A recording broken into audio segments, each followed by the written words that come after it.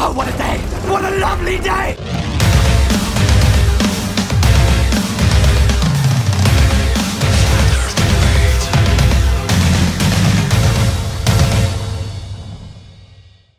Welcome to Flat Earth Debate Uncut and After Show. I'm your host Nathan Oakley, and if you are new to this channel, or you've not done so already, then be sure to subscribe, hit the bell notification icon and join button if you'd like to become a Nathan Oakley 1980 channel member and keep up to date with the Flat Earth Debate. If you'd like to support this channel, there is a super chat that runs alongside each of these shows while they premiere, and there's also a PayPal, Patreon and crypto link in the info box below the video. Speaking of Patreon, I'm going to do a very quick shout out to all of you who do support me on Patreon. So a massive shout out of appreciation to Abraham Mohammed, Adam, Adrian Quintana, Alistair Main, Blue Ridge Ranger, Burn Fat Till My Stomach is as Flat as the Earth, Chow Young Cat, Dank, Dave Rakia Gafford, David Robinson, David Wayne Foster, Daz Studio 68, Edwin Johnson, Erwin Jennisons, Felix Hung, Fireball X, God Rockin, Henrik 86, Joshua Balsimo, Kirsten Smith, Liam Nedrick, Life is Short. Is that another one? Mara Netherlands. Maria, sorry. My eyesight with these lights on. Maria Netherlands, a new Patreon. Thank you very much for joining me on Patreon, Maria. It was very pleasurish. It's pleasurish to have you. Matt, Missouri Bear, Nagara, Nathan Thompson, Bye, Qatar Craig, Renee, Rob H, Sally Ballis, Silver Umbrella, Skeptic 936, Texas Mike, The Real Gabster, Tina Baker, Tom Herkins, Unbelievable Productions, and Windrider. Got there in the end. Now we are joined by a fair few people in both Discord and G+, so I'll raise the mic on them and hopefully there's a little bit of conversation going on. You can enjoy their dulcet tones as I set up for the first live show. Accept truth. If truth is what you're looking for, then you're not afraid of finding it, and you're not afraid if it changes something that you held before that is the counter positive of it. If truth makes you squirm and it changes something in you to where you resist it and don't want to accept it, then that's a whole other story. Yeah, so when it comes like for Christianity, I've been reading the Bible for over 40 years. So someone says, oh, Christians believe this. I'll say, well, where's that in the Bible? Or if someone says, well, the Bible teaches this, I say, oh, can you show it to me in the Bible?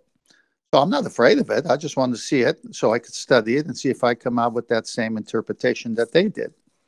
So apply that to everything. Apply that to the moon landing. Apply that to the topic of do we live on a sphere? When you apply all these things, if you're not afraid of the truth, you're going to research it and see if what you hold to be true stands up against what that other person says. Right? So what's happening with the ballers is the indoctrination over the years that we live on a sphere. And then the mockery of anyone who says the earth is flat. And they don't want to be looked at as stupid. And so they resist it because anyone who says flat earth is mocked, because of the general bias that is out there against anyone who goes against the globe. But when you say, why do you believe the earth is flat? I mean, you saw that sphere in school. You see pictures from space. You see all. How is it that you, who are balanced in these other areas, can believe the earth is flat? I'm just curious. They don't do that because they're afraid of what you might show them might disturb their belief, right? So if you're looking for truth, you'd say, please show me why and how you arrived at this decision. I'd like to see the evidence that you looked at. That's always the best way for me.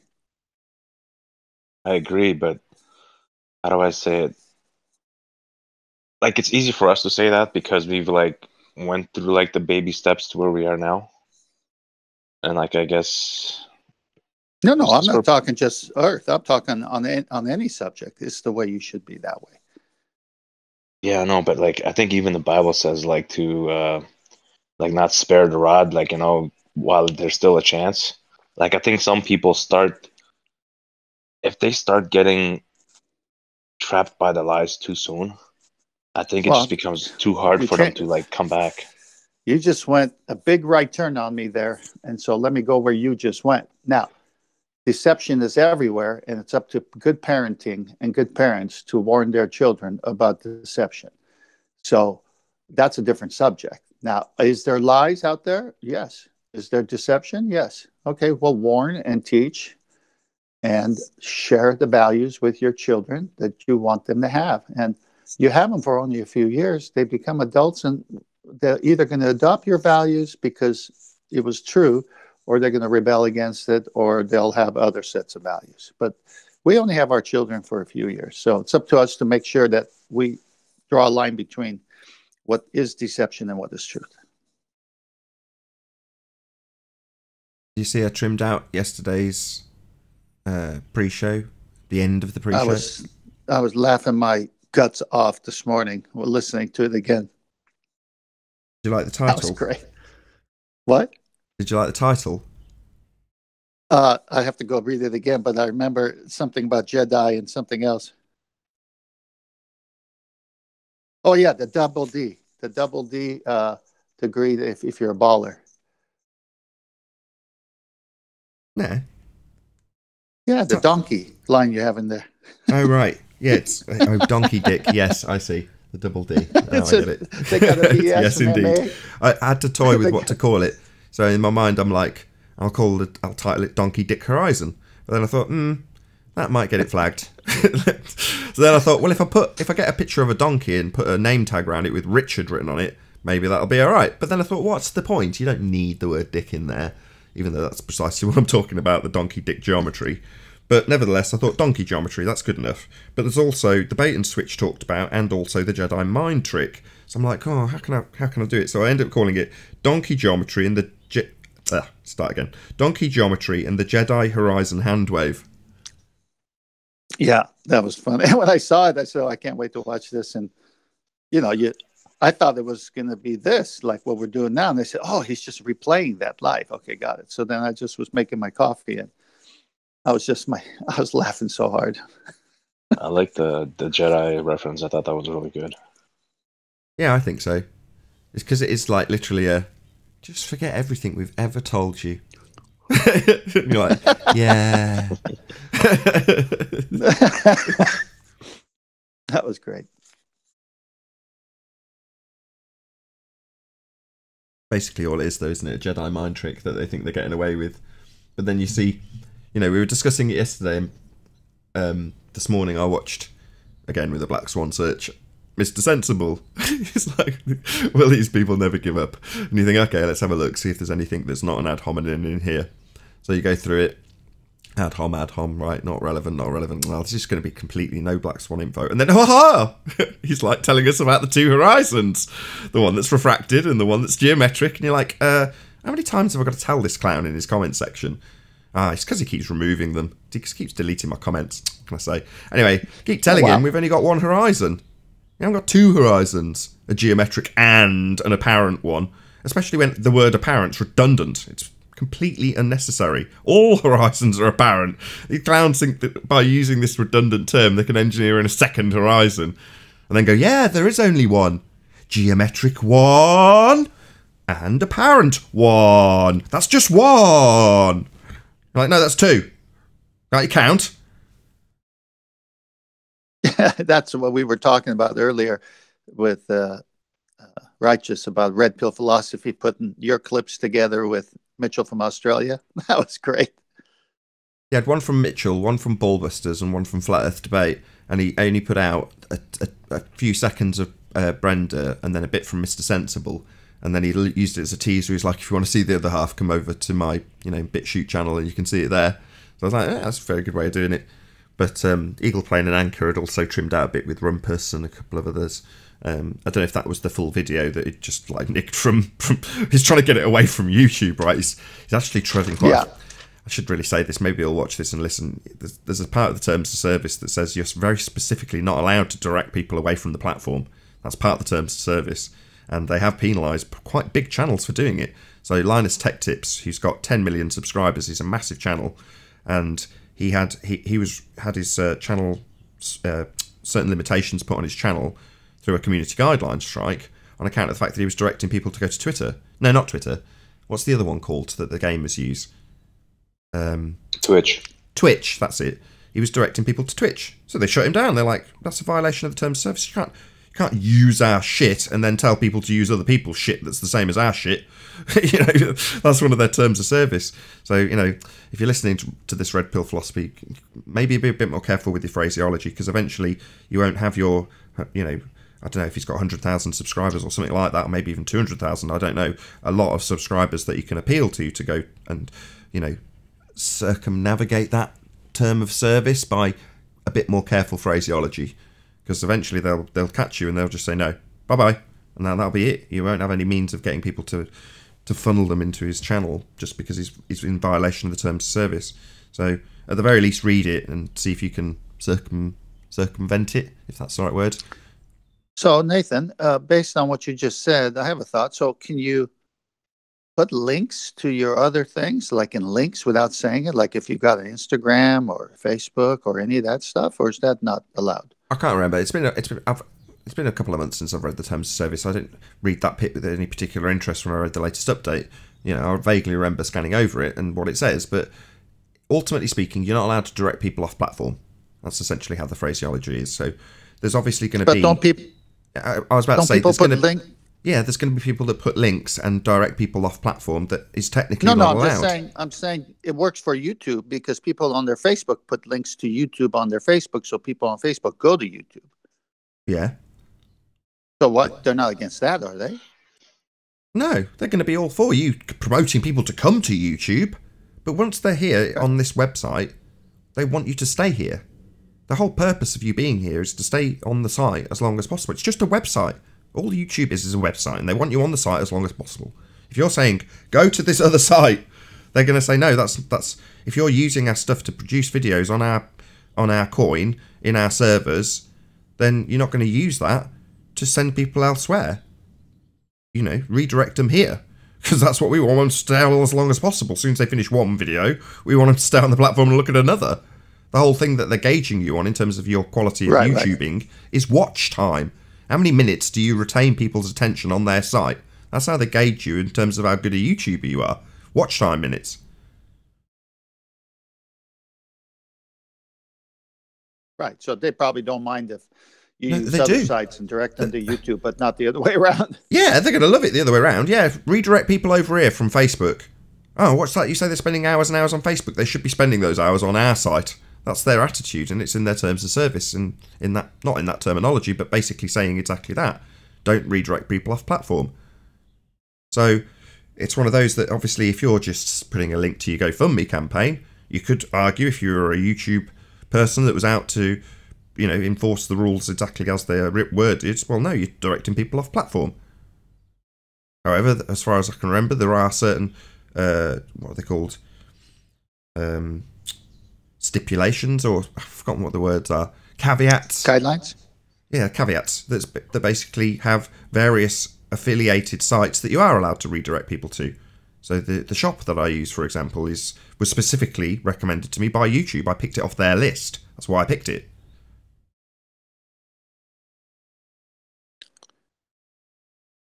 Anyway, enough admin.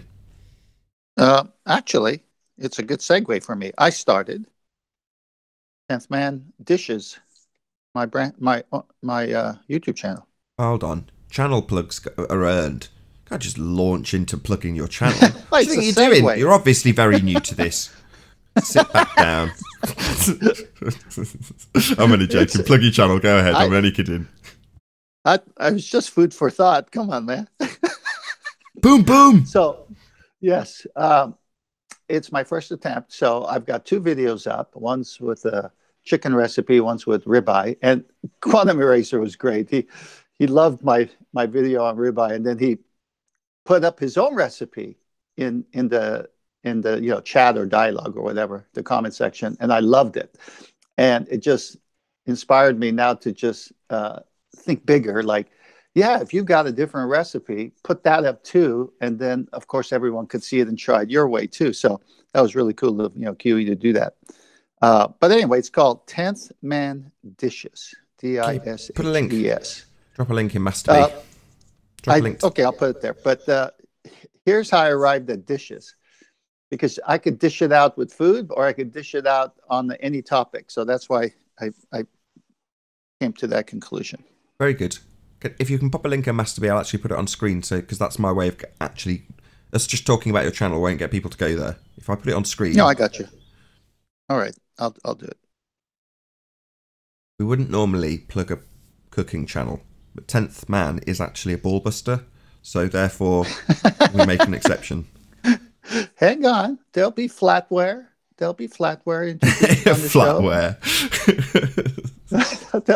There'll be science. There'll be some on science that I'll be talking on science. It's not just going to be about cooking. It's 10th Man dishes. So I could dish out food. I could dish some stuff out on pseudoscience, on science, on all the different things. You need the link while you're saying all this. I'm talking. Hang on. I'll go on mute. Have you seen it yet, 10th Man, Righteous Force? Have you seen his channel yet? No. So you're going to get 2 subscribers immediately, because I'm not subscribed to you. Up until now, you've not made any videos. I'm searching for it, and I can't find it. Yeah, you see, we desperately need that link. People are crying out for this channel.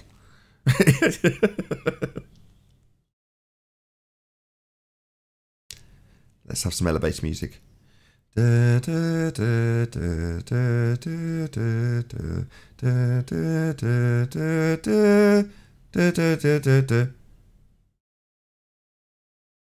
bought me enough time. Come on, 10th Man. Normally you're Johnny on the spot with these links. I had to get out of 10th Man Rising and go to 10th Man Dishes. I'm laughing while you're talking about it too. So my thumb is laughing, actually. That was the problem. All right, I'm putting in Master B. I just copied it.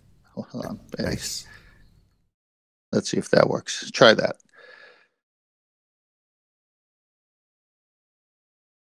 Okay, that's the ribeye one. Alrighty, we're gonna do a little steak here for my wife. As you can see here, got the barbecue going, cleaned it off. The last cooking, and we're going. It's pretty windy here right now.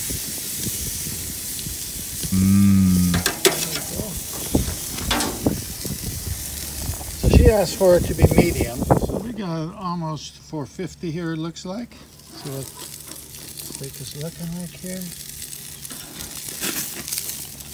How do I post it in Discord? I don't know how to do this.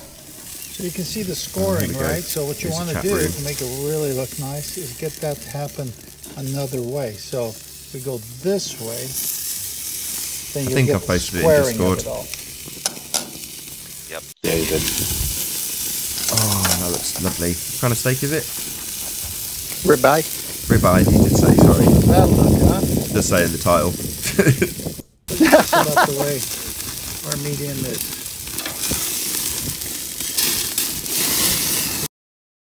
All right, here it is with a little glass of wine. Looking pretty good. Delicious. Here, got the barbecue going. Perfect. All right, there'll be more. I have to work on an intro and an outro that's really short still, and there'll be other content coming. So thank you. How long do you want your intro? My daughter's working on it, so I'm thinking 7 seconds intro, 7 seconds outro, no longer, because I want to get right to it. Keep it. Man after all my my own videos heart. will be under 10 minutes. Perfect. Man after my own heart. Short intro. Yeah, very short intro. I was thinking of doing a sound effect, so like the intro would be 10th Man dishes, and then a dish breaks, the sound of a dish breaking, and then me be like, oh my goodness. No, that's no good. No good? No, you want your intro to be encouraging and warming and all those uplifting type of descriptive words. Rather than I should be the number one YouTube channel in Greeks. The Greeks love the plates breaking. I'm sure, but it's not a nice sound, is it? Wait a minute. You're saying it's not a nice sound with all the ballers coming here on this show? Yeah, I know, but I'm just saying, plate smashing's not a good thing in an intro. You want, All right. you know, That was nice just one thought. music, 7 seconds of nice music, few images of nice food. That's it. Keep it simple. But what if dishes isn't just food? Keep it simple. I love it. As for more, there you go. Keep it simple. Keep it simple. Very good. Yeah, you Yeah, just it's you going just to want a bit of change. music and the name of the show. That's it. That's an intro. Yeah, that's it. You're right. I don't mind that.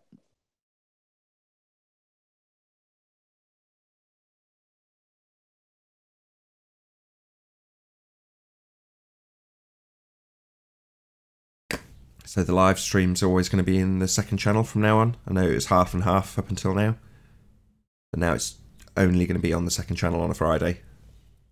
And just to make sure I got it right, one show, right? Yeah. So over the course of, I don't know how many years it is, 3 or 4 years, I've gone from having 2 live shows a day and, you know, excerpts from those shows to having 1 live show a day with a second show on the second channel. So still effectively 2 shows a day, 7 days a week. And then I've cut that down now to the point where there's a show every single day broadcast. So there's always going to be a new published show 7 days a week. But the live shows will run 5 days a week. That's basically it. I think it's better that you cut down a bit. I've had a schedule. You know, again, I've watched so many boring YouTube videos about how to build your channel, what you need to do. And one of the things is to have a plan set out in terms of how you plan to progress the channel forward. And with a conscious mind on the fact that you can burn out really easily if you just go hell for leather and don't stop. So I always had in mind to obviously do the most at the beginning. You know, the first part of the snowball's the hardest to get going and involves the most work for the least reward. Once you actually get that snowball rolling, it's a tiny little ball, right? And you might I've done it, you know, in the snow. Literally, for some reason the snow's just not gathering together in a ball the way you want it to, and you spend ages trying to get it to start. And then eventually you get the ball rolling and off you go, and every move from there on makes the ball a bit bigger. Well, it's the same with YouTubing. So initially you're putting in an absolute shed load of effort. And you're thinking, God, the amount of people that only put out 1 video a month and probably make a living off it. And I'm doing, in some instances, 3 to 4 videos a day when I was starting. And you go, that's just too much. You can't sustain it. But you need to do it initially, otherwise you can't build your channel. So it's kind of, if you can work out a plan in terms of how to slowly decrease slowly decrease the amount of work that you do to a steady rate where you've got a daily output. Now at the moment I've actually got a twice daily output. I've got 2 channels.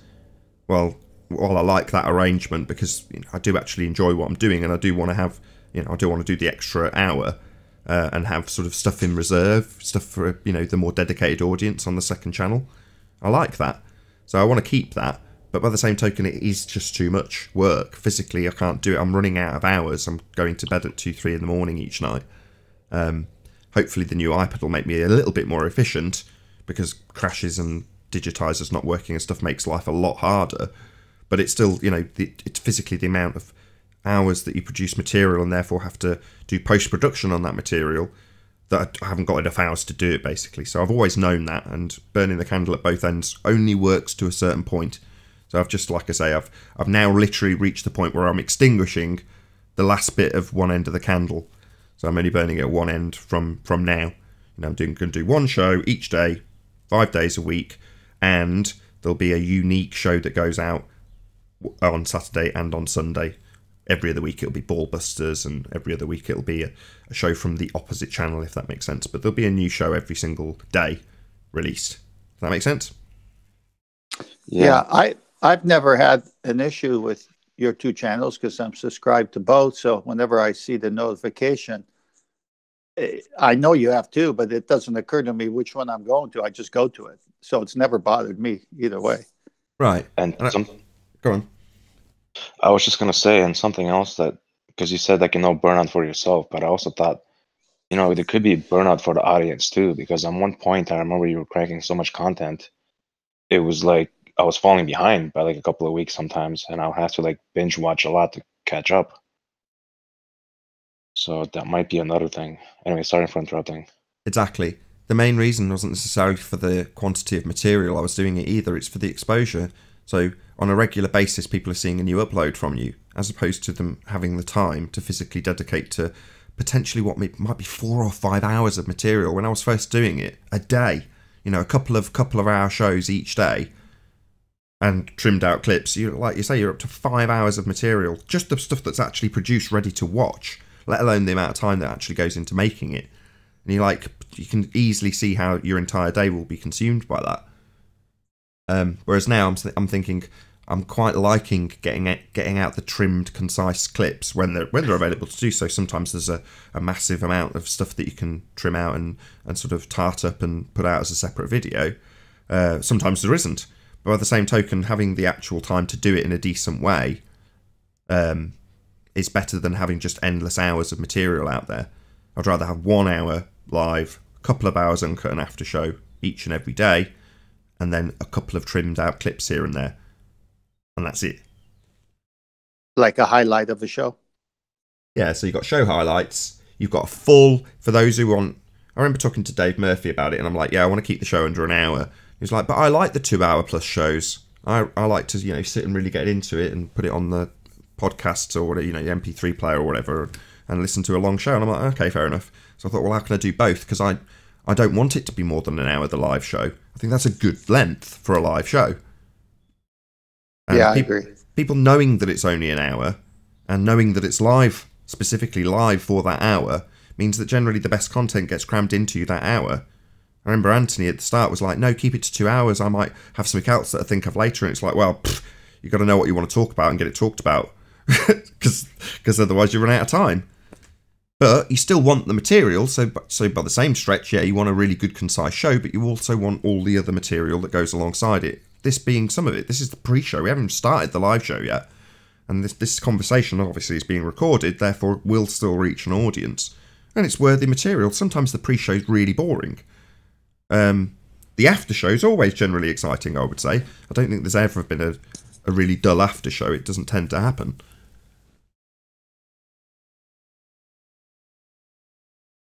Well, you got more participants. Yeah, and everyone's had a bit of an adrenaline rush.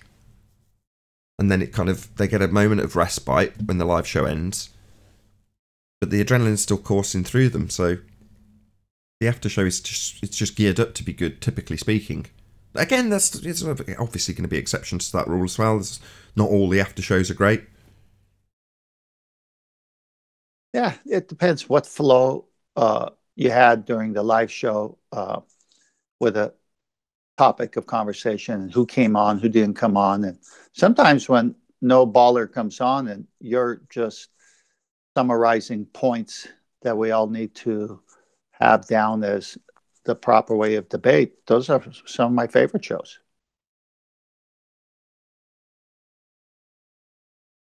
My favorite ones are the ones where a 10th man gets triggered.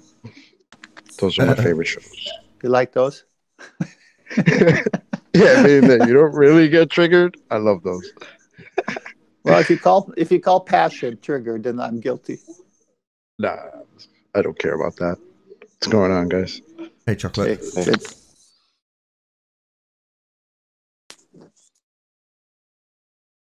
Did you get the link in Discord for 10th Man's cooking channel? Yes. Oh yeah, Good stuff. That chicken in the pan, looking good. Oh, yeah, I'd like for you to try that and respond to it. Yeah. So you doing there, salt and pepper? Yeah, that's all I put: salt, pepper, a little bit of olive oil. But you can change the ingredients. You can put green beans, corn, anything you want. That's just one way of doing it. Wait till I do homemade chicken soup. That's going to be fantastic. Let me know when you do a tray of lasagna. I'm going to bless your heart. I have a very good friend who's Italian, and I plan to go to his kitchen and do some live recipes. Cool. Gonna live stream some. That'd be good. Yeah. That'd be ace. Then you want to hear the plate smashing when it's live. It's live. Yep. Hey, 10th, you want some ballers subscribing to your channel? It's for everybody. I want to feed everyone. All right, And I'll share it. Yeah, just don't troll, all right? There'll be family and friends on this channel. Just don't troll with bad language, please. Well, I just wanted to know if you wanted to share it on Champana server. I think I'll post it now.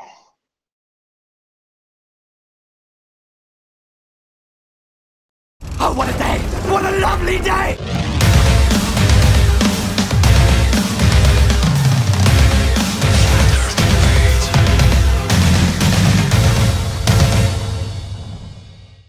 Welcome to Flat Earth Debate Live.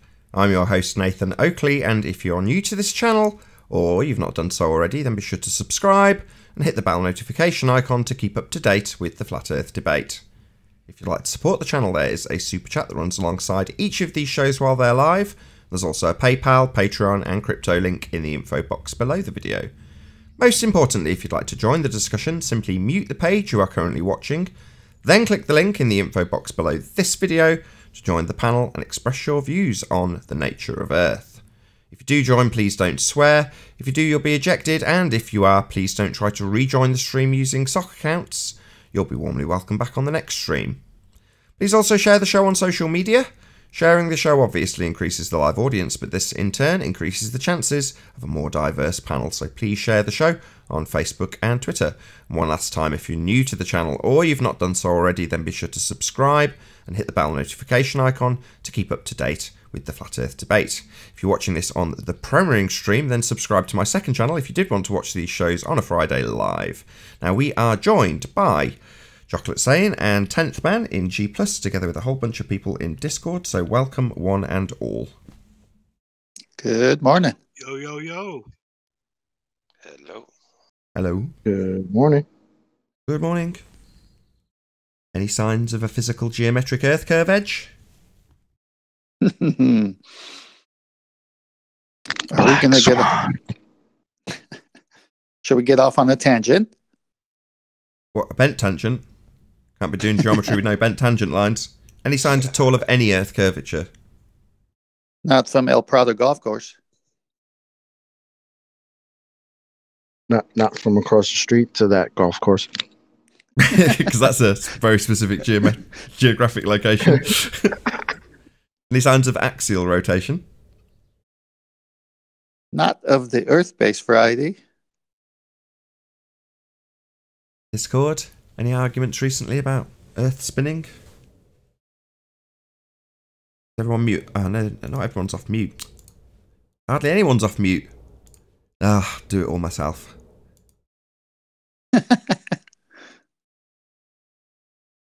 Right, I've taken half of you off mute. Anybody in Discord have any evidence of axial rotation? Only on my truck because I'm at work. Of the Earth-based variety? No. No, there's none to be found. Fair enough. Any scientific evidence of gravity? Which type? Any scientific evidence of gravity? No. Nope. Any single viable hypothesis from any of the fields of astronomy, cosmology, or astrophysics? No, haven't heard Still from Dr. waiting. Becky. Go on, Discord server. Still Nope. waiting. Any evidence of the distance to the sun? It's over there. Wait, where's Arwin? Up there. Yeah, I was covering for her. Any evidence of a self-perpetuating molten iron core at the centre of a presupposed spherical Earth? No evidence, Nathan. Just another story. Yep, nothing. What about any evidence of gas pressure capable of existence without the necessary antecedent of a container to press upon? I have a flat tire I gotta get into fix. So the opposite of that. Duh, look outside. Yeah. It's an antecedent-consequent relationship, so that would be an argument that could you could be hypercritical and say it's a bit far-fetched, but nevertheless, it would be an argument for our side.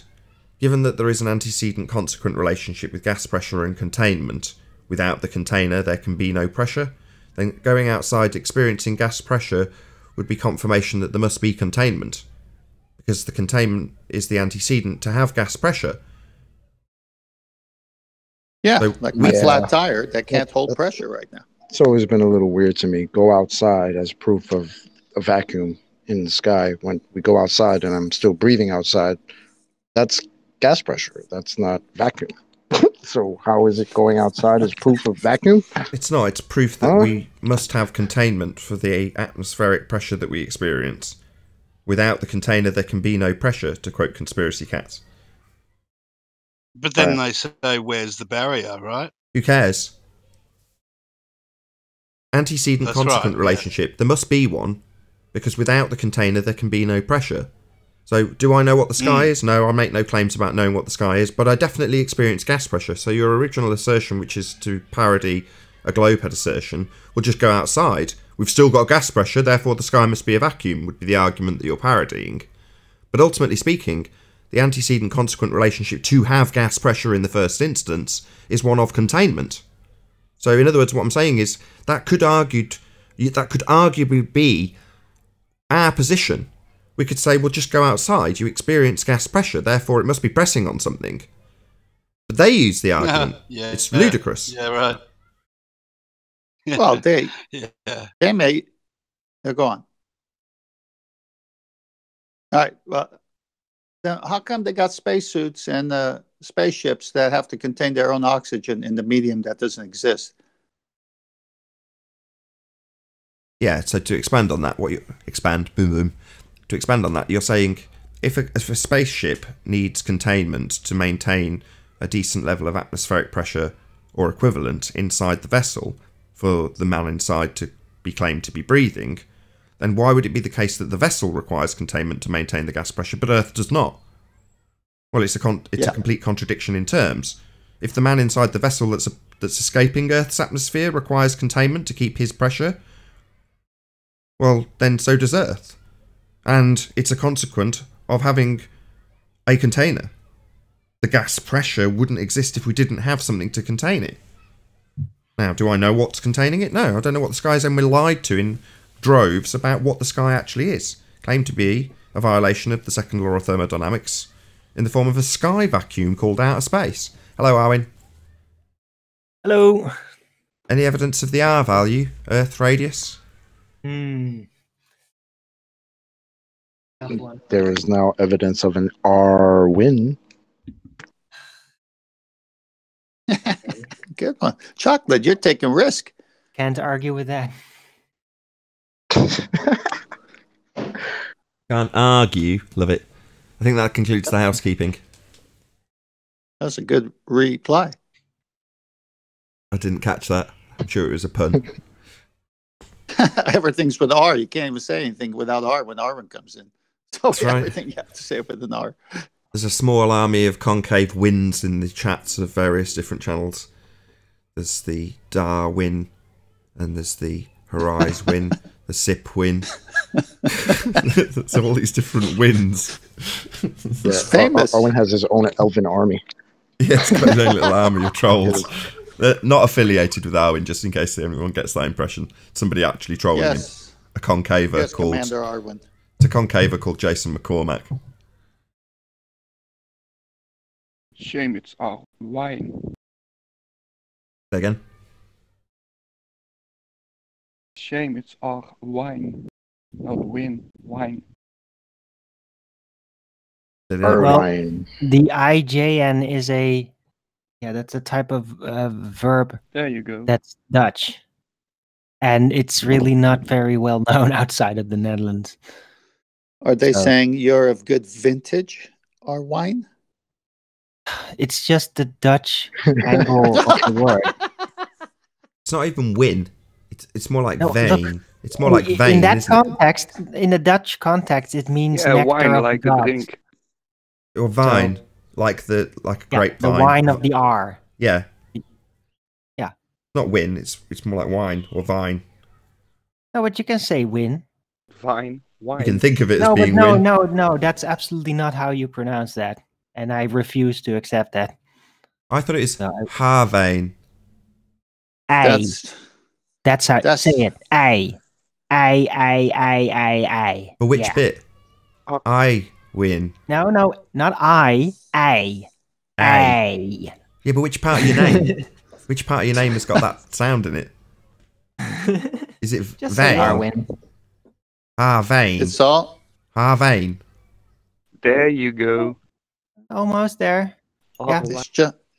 It's But all you have to swine with me. pronounce the A part more. Look, screw you. My Dutch is better than yours. Nah. Serieus? Nee. Daar komt no. echt niks van in. Look, we won't have any of this foreign speak here. We're British. Bloody foreigners. It's just making me feel ignorant, that's all. Right. Anyway, so can we talk about the Donkey Dick Horizon and its tangent line? Yes, Nathan, we can. It sounds really interesting. Oh, I'm so glad everyone's keen to talk about this. Me too. The what? So, where? Cast your mind back, Arwin, to debating about the Isle of Man with geometry calculators on screen and straight lines for tangents being drawn to physical horizons that are obscuring things. Can you? I don't think we need to. Do we need a bit of strings? Do we need some? No. I remember that was a very long phase. So yeah. Yeah, indeedy do. Now, the problem at the moment is that they're claiming that in order to have a geometric horizon which we never see, it's only applicable under special circumstances where we have no atmosphere and can draw straight lines. However, there's a glaring contradiction in this, which is to say that if they're claiming the light is bending from the target to give you their standard refraction figures, which are separate to the geometric figures, then they can't draw straight lines. So you can't have it both ways. You can't have a straight line tangent being drawn to a physical obstruction, but also simultaneously bend the light around for the observation to run through the maths. So they've got a glaring contradiction. Once they apply refraction, which has only been utilised to get around the fact that we've got zoom cameras and can see further, and the standard geometry no longer cuts the mustard. But it ultimately killed the geometry because it no longer is geometry. Because where are you going to get a straight line from? If you're looking at refracted values, you can't draw any more straight lines. Now, we didn't appreciate this before now. But the funny thing is, in reality, that's why they fall back for the actual pragmatic side of doing things to a flat model. Admittedly, even NASA does that, and you know that aeromechanics and all that. I see that as a necessity of reality. If you want it to actually work, if you actually want to get some decent mathematics out of observation of refractive values, then you're going to need to do it over a flat plane, because that's how things really work. When you assert that we need to do a thought experiment and assume we've got a geometric horizon that is never ever seen or capable of being seen, then we can bend light around a horizon that doesn't exist and claim it's a physical obstruction for things in the distance that we're measuring with a straight line tangent but bent light receiving at the camera end. So it's become a complete hodgepodge. Now, the thing that's highlighted this hodgepodge isn't necessarily the fact that we've appreciated the straight line tangents being bent. It's more the fact that in their geometry they've taken the bastardization too far. So it was already the case that they'd ruin the calculator by applying refraction to it because they can't draw straight line tangent lines. So they'd already done it, but by moving the horizon also, the physical geometry the refractive values were based on, and that was what we were focused on. Well, they've hijacked perspective, that's where they're getting their refraction from, missing the point that they need a straight line tangent in the first instance. which they haven't got as soon as they move on to the refracted values. So like I say, we didn't spot it before, but yesterday I've trimmed it out, and it's the video that's most recent on my Nathan Oakley 1980 channel, is me saying exactly this. Hang on a second, why were we arguing about how the straight line geometry affected the amount of hidden if everything's refracted? You can't draw straight line tangents to these images that are being compared inside elevation without perspective if you don't have a physical tangent line to draw, because everything's in bent lines. Now, while we might have said that if we'd have recognised it back then, the thing that's made us recognise it is the actual drawing of it. Let's see if I can dig it out from one of the Skype chats. So what I've been referring to is the donkey dick tangent line. And what I mean by that is when they're giving you this representation and they're showing you a bent line for the line of vision and a dotted line to a place that isn't existing anymore as a physical geometric obstruction, they've bastardized the model so badly that it becomes obvious that you can't have a bent line in a geometric calculation. So it isn't this that's broken the calculation, it just highlights how broken it was when they applied refractive values to geometry in the first place. And what's given us this highlighting, if you want to call it that, is this, what I'm now calling the donkey dick tangent line. This bent line that's sod all to do with geometry anymore. Their dotted line gives them geometry, and they haven't got one. So we can't do geometry anymore. This isn't geometry. It never was when we were looking at refractive values, because geometry was no longer applicable. Hadn't got a straight line to do it with. So they'd already killed the calculator, and that's the same with any lie, any piece of bullshit. You have to lie on top of lie on top of lie on top of lie, and the more you do it, the more obvious the lie becomes.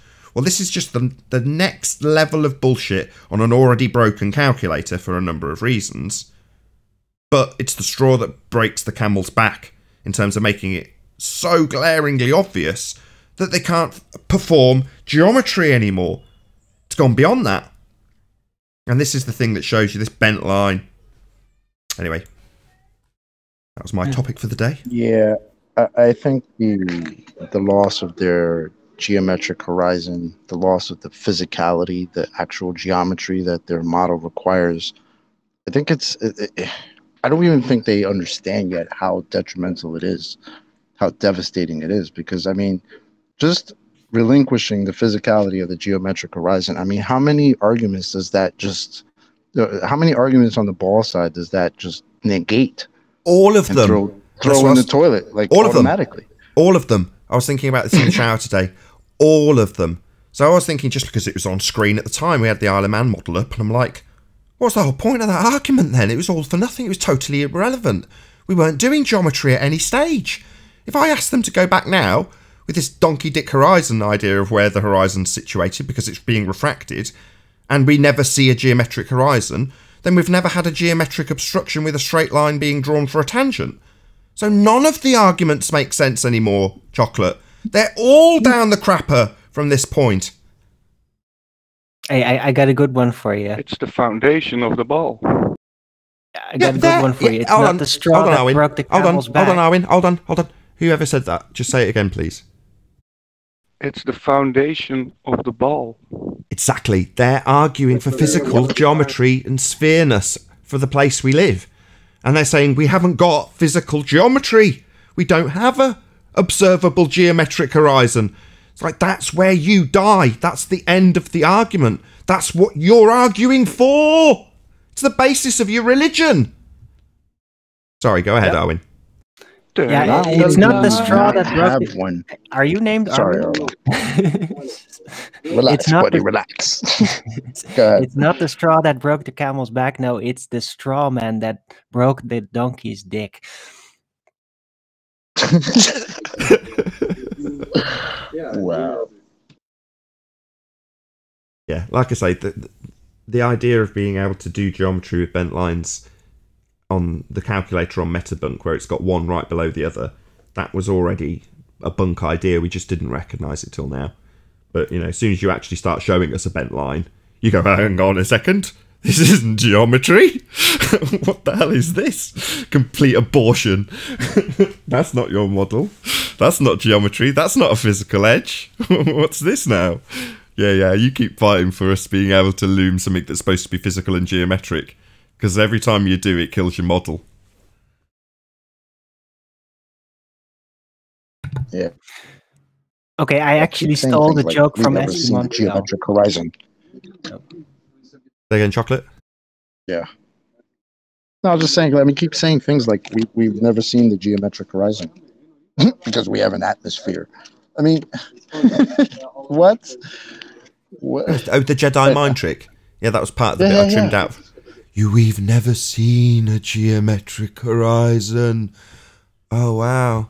Oh, we have never seen a geometric horizon. Oh, hang on a second.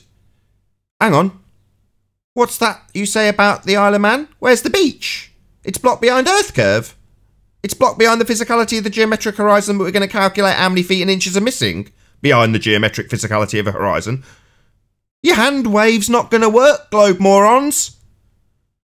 We've never seen a geometric horizon, except on days when it seems like it's obscuring things. Then we're going to assert that something we never see is blocking things in the distance, and we're going to calculate the actual size of how much is being blocked.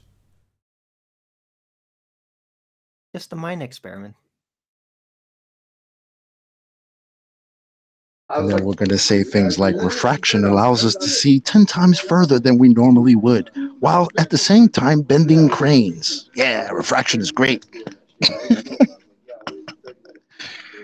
What a joke. Refraction is their mathematical lawyer. It can bend anything in any way needed. It could, not anymore, because the lawyer had a giant R up its arse. And that R, they don't have that anymore. It's gone. It gave them a geometric physical sphere edge for a horizon. That's what R gave them. It gave them past tense. It doesn't give them that anymore. They haven't got an R value. They haven't got a physical geometric horizon. And that's the basis of their religion. And all they can do now is say, we don't have that. Like it's a defense. No, it's not. It's the concession we need to really rub it in your face that we don't live on a sphere model. What if you use the R value that you don't have really, right? And then change that R value to another R value? Would that bring back the original R value that you didn't have in the first place? No take backs. Could that help? You can't change it. Man. You've only got one R value. It's assumed to begin with, but it's dictating that we stand on a physical rock based on that R value with physical obstructions based on that R value. So when they say, no, the obstruction that we see that's supposed to be physical based on our R value we've assumed, telling you it's a sphere, isn't applicable. We don't have a geometric horizon. So, we've never seen one. so then standard refraction should just be 7/6. Yeah, you can't utilise the R anymore. Correct? It's just a load of old nonsense. Shout out to Cleary. Says, where is the curve? Where's the curvature? Where?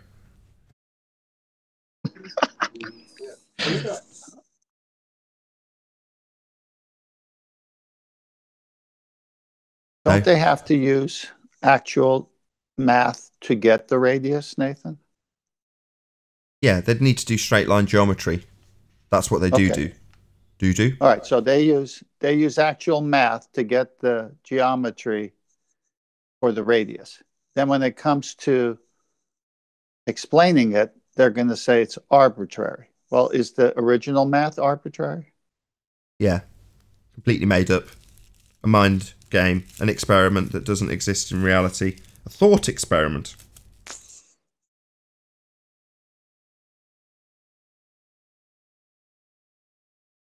Fallacy of misplaced concretedness, making something which is not concrete into something that is physical and actual, turning a model of a sphere, taking the idea that things in the distance don't change in their value being called height. So a 10-foot wall is going to be a 10-foot wall at 10 miles, 20 miles, 100 miles. 1,000 miles, doesn't matter what I draw in side elevation. If I've got a side profile of something, let's just put this picture back on screen. You've got your head side of it on the left-hand side of the observation and your target on the right-hand side of the observation. So in this particular depiction, the mathematics of geometry that make up your sphere religion, you are seeing the side of your own head. So that's the first problem. Second problem is this line, donkey dick tangent line that you now have, you can write whatever value you like on that line. So I can say H is a 10-foot wall and O is me. And I can say that this line represents a distance of 10 meters between me and it. Or I can say this line represents 1,000 meters or 1,000,000 kilometers. And this value at H for the 10-foot wall is still going to be 10 foot. That's where you fundy morons ask us why we can't see New York from England. Well, that's because you think a 10-foot wall's a 10-foot wall regardless of the distance. But there's a value you could attribute in reality to it. It's called, guess what? The apparent size. Now, what's that? You say you've heard this word apparent used quite a lot recently. Yeah, by globeheads telling us about the apparent position of the apparent horizon, redundant though it is. But their maths doesn't deal in apparent. And why doesn't it deal in apparent sizes? Well, because a 10-foot wall needs to be a 10-foot wall at any distance. So when it starts to disappear through angular size limitations, you can say it's Earth curve that's got in the way. What Earth curve's getting in the way? Well, the physical geometric Earth curve at G. Because that's your second horizon that we don't have. So, you've removed perspective from the maths, turned it side on so it doesn't represent anything like reality. I don't see my own head in this picture. It's not there. Just the observation, just H. I don't see a dot for a horizon in two different locations, G and H. I see a horizon running the full length of the image, not a pretend horizon for the maths, an actual horizon represented as a single dot. That's not what we see. This is nothing like reality at all. It doesn't have perspective, otherwise known as apparent sizes, for your apparent horizon. So this is bullshit. This isn't the world we live in. To look at this and in any way infer that this represents this is completely balmy. This doesn't represent this. It's nothing like it. You don't see the side of your own head. You don't represent things in the distance that have got very small as being the exact same feet and inches or meters value that they are when you're standing right next to them. The feet and inches value doesn't change with distance, but the angular, otherwise known as apparent, size does. Ignored to call Earth curve. That's all they've done. Hijack perspective. But now it's reached such a ludicrous stage where they're not even doing geometry anymore. What's this line got? Why is this dotted line dotted?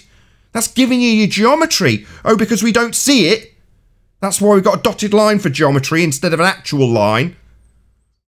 So what we're doing, we're looking at stuff with a curved line and then doing straight line geometry.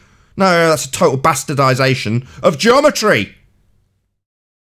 So it's the end, globeheads. There is no more geometry for you to assert. You don't have an R value to trust in. You certainly don't have a curved tangent line to apply to the observations where you put us inside elevation and show us with the side of our own head.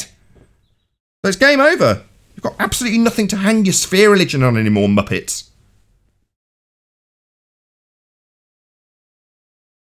Wonderful. They always have Brilliantly summarized. I sit back and wonder sometimes, right? I remember I had this little back and forth with Zanuck one day about the horizon, and I even had this little joke of, can you get me an address to the horizon? Like, can I get a PO box? Like, can I get there? Is there a way I can get there? And he didn't fight me too much on it, right? Because obviously at the time it was asserted to them that the horizon was physical, the geometric horizon. It was physical. We see it. Boats go over it. So that's why I was asking, why, can I get an address? Can I get there? As I'm telling him at the same time, but if I try to get there, quote unquote, the horizon's going to move because it's apparent, right? But at the time, he didn't say anything like that. Nobody said anything that it was apparent. It was still physical. He just didn't really want to hold on. Say, oh, stop. All yeah, horizons. I get what you mean. Apparent, yes. Let me just say it's it. always apparent. Yeah, let me just say it then. Let me just say it. All horizons are apparent. The globe Earth horizon, right? So if we've got this semi 3D representation on screen now of a globe Earth, you know, it's almost comparable to what they showed, but I've given it a bit of three-dimensionality when I asked the person to make this. So instead of it just being side on, you've got this effective frame of the camera in terms of it showing you what you should see through the lens. But it's still kind of 3Di's Muppet vision. So whereas in the diagram, we're going to say the geometric horizon's here. The horizon we see is here. When we put that into some sort of three-dimensionality on a ball, they're saying what we see when we draw a tangent line from here to here is that this is the point that we're going to have a physical obstruction. That's going to be called the geometric horizon. But what we actually see, based on us drawing a physical line with a tangent to the obstruction, is going to be down here, because it's all bent light. So straight line is what we're going to use, but bent light. Remember that, okay? Bent line, bent straight, bent straight. It's like, whoa. What's with this shell game? Are we doing geometry or aren't we? Are we using a donkey dick line for what we actually have? Or are we performing actual geometry? No, we're not performing geometry. We're in Muppet vision. In the frame of your camera, these mountains, as they're supposed to be represented, would all get smaller as they go away from you. In this frame, this mountain here is going to be very, very small. This mountain here is going to be stonking enormous. It's right in front of you. Is that represented in this depiction? No, it doesn't have perspective. They're all the same bloody size. This is 100-foot mountain. This is 100-foot mountain. This is 100. So they're all the same size, are they? No. In reality, things get much smaller when they get further away. Like this oil platform is smaller than this one because it's a bit further away. But as soon as you turn it side on, they're all the same size, right? No, that's not how the world works. No, we don't see the side of our own head. We only see what's represented in this box. So this is a bastardization in and of itself, even if you just take the geometry as it should be done with straight lines. Because we don't experience the side of our own bloody head in an observation. We experience perspective. Things that have an actual size value in feet and inches or meters get smaller as they get further away. That's how the world presents itself to us. Not geometrically. Certainly not with a sphere edge representing things getting smaller into the distance. But you'll call it Earth curve. According to the Earth curve maths, this has dropped around Earth curve. This one behind, oh, what's that you say? It hasn't dropped at all. It's still in front of the horizon. Yeah, that's why we've got a donkey dick for a tangent line now. Because apparently we're not drawing straight lines anymore, only under special circumstances where the sky vacuum has actually sucked out the air we're breathing. Not that we ever experienced the sky vacuum out of space sucking out the air for us to experience the geometric horizon, because apparently if we suck all the air out, we'll see the side of our own head! No, we won't. We'll never see a geometric horizon. The thing doesn't exist. They all tell us how it doesn't exist.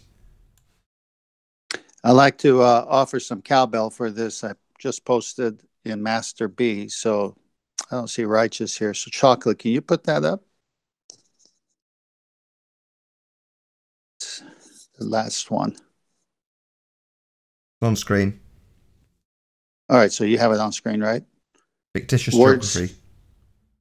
Yeah. Okay, so this is from the Association of American Geographers. You would think people who know how to measure. So this is saying fictitious geography. Now, can you measure fictitious geography? Just keep that in the back of your head. In science, and also in mapping, we are concerned with nonfiction generally in our work. I agree. But all too often, we lose sight of the fact that much of our nonfiction is built upon abstraction and arbitrarily agreed upon convention, like p-values, for instance. With that in mind today, I will share some words from the glossary to help us remember that right there in our nonfiction research is our own fiction that we like to call abstraction and assumption. And then they go through these topics as you scroll down: Coriolis, equator fictitious, fictitious cartography, all the way down to latitude fictitious, longitude fictitious, keep going, parallel fictitious, radius in brackets of the, not brackets, but parentheses, of Earth effective fictitious. Interesting one there, by the way. And then let's just go down to the last summary statement, right below sun fictitious mean. We should embrace the fiction in our science because understanding what we can measure and what we cannot is a very important step to understanding the world around us scientifically. What? What we cannot measure. What? That's all adorable. How can geographers talk about measurement that can't be done and say it's true? I mean, tough man, what that sounded like to me was we have a lot of things in reality based on a lot of fiction. Yes. Is that kind of a summary Yes. of what you just said? Yes, that's what Nathan just described. And here's the cowbell for it. Excellent. That was epic. Good timing too. Yeah, and if you just go read the radius of the Earth effective, I'll just read that one since that's the topic. A fictitious value of the Earth's radius, which when used in a formula for the distance from a point to the geometric horizon, gives the same answer as would using a true value of the radius in a formula for the distance to the apparent horizon. If the Earth were spherical and without air, tangents drawn to the surface from a point above it would define a circle, the geometric horizon, outside of which no points on the sphere would be visible from the chosen point of all points inside it would be. If an atmosphere were added, points outside the circle would become visible because of the line of the sight would curve and extend to points beyond the geometric horizon as far as a circle, the apparent horizon, of greater radius. The distance to the apparent horizon can be calculated using the same formula, as is used for the distance to the geometric horizon. I like this one.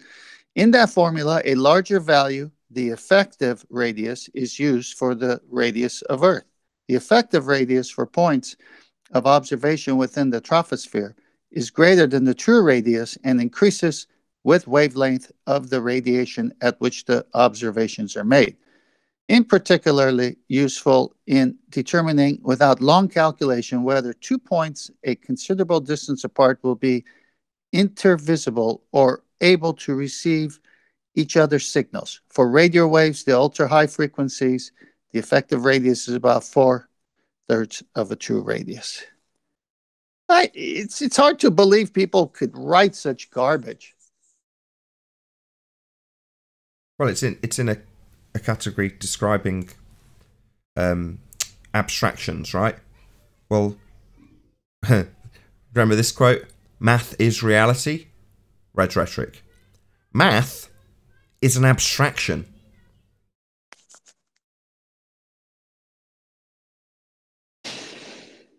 Hey, Rogers. Yeah, well, if you're going to say fictitious, and this is, and of course they did, so I guess they're okay because they're telling you it's not nonfiction, it's not true.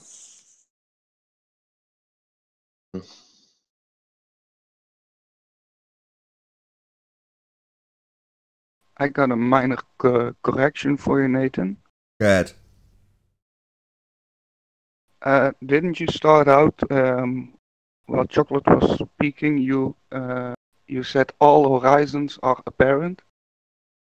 That's correct. Is that correct? That's correct. Wouldn't that imply that there are more than one horizon and we have only one that's apparent? No.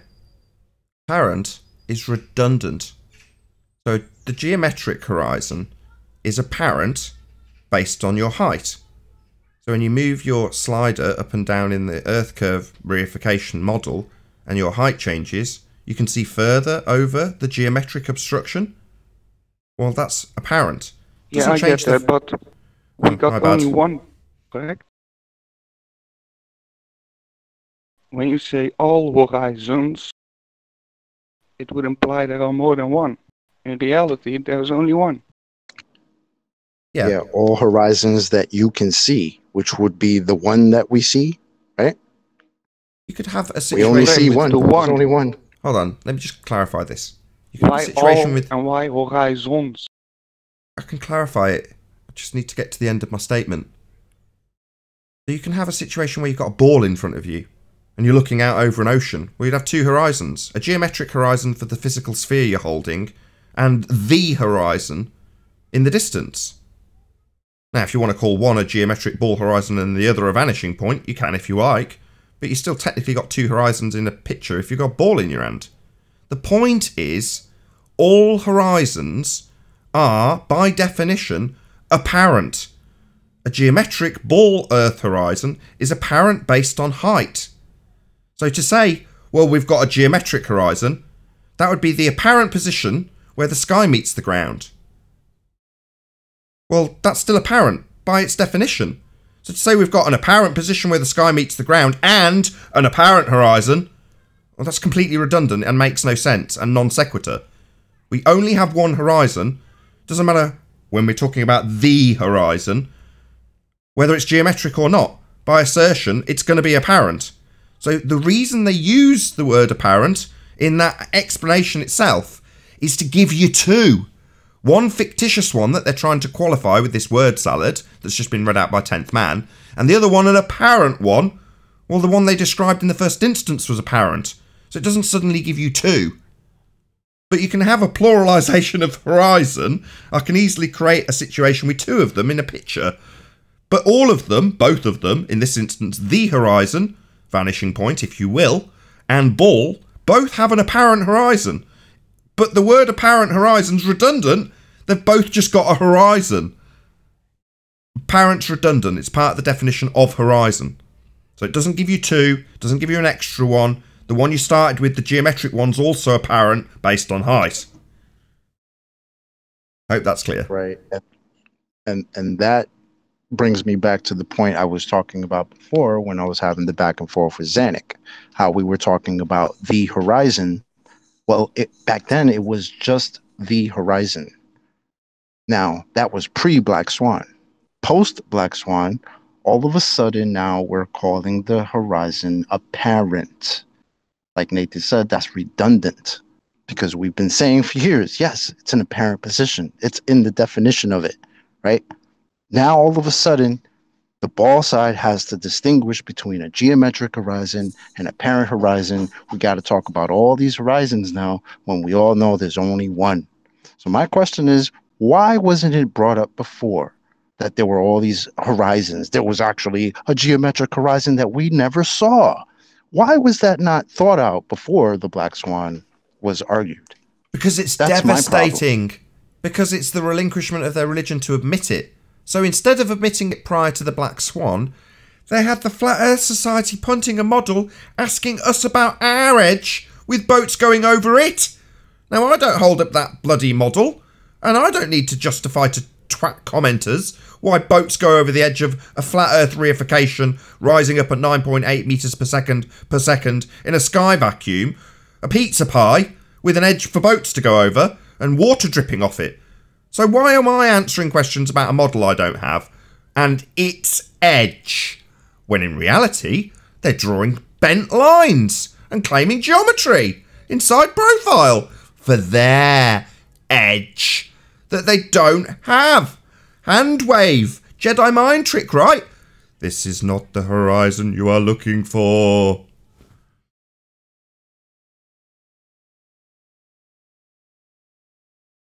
I think he was Exactly. trying Thanks to for say. clearing that up. People on both sides want Thank to you. just sit back and No, pleasure, dude in Discord. I think he was trying to say, because you put the word S behind horizon, so you said horizons. He's thinking you were saying there was more than one. Sure, I understood his point. What I meant was, I think ballers get confused there. Not confused. Double-speaking fundies who've got cognitive dissonance. Somebody's causing a lot of feedback in Discord. Coppernack.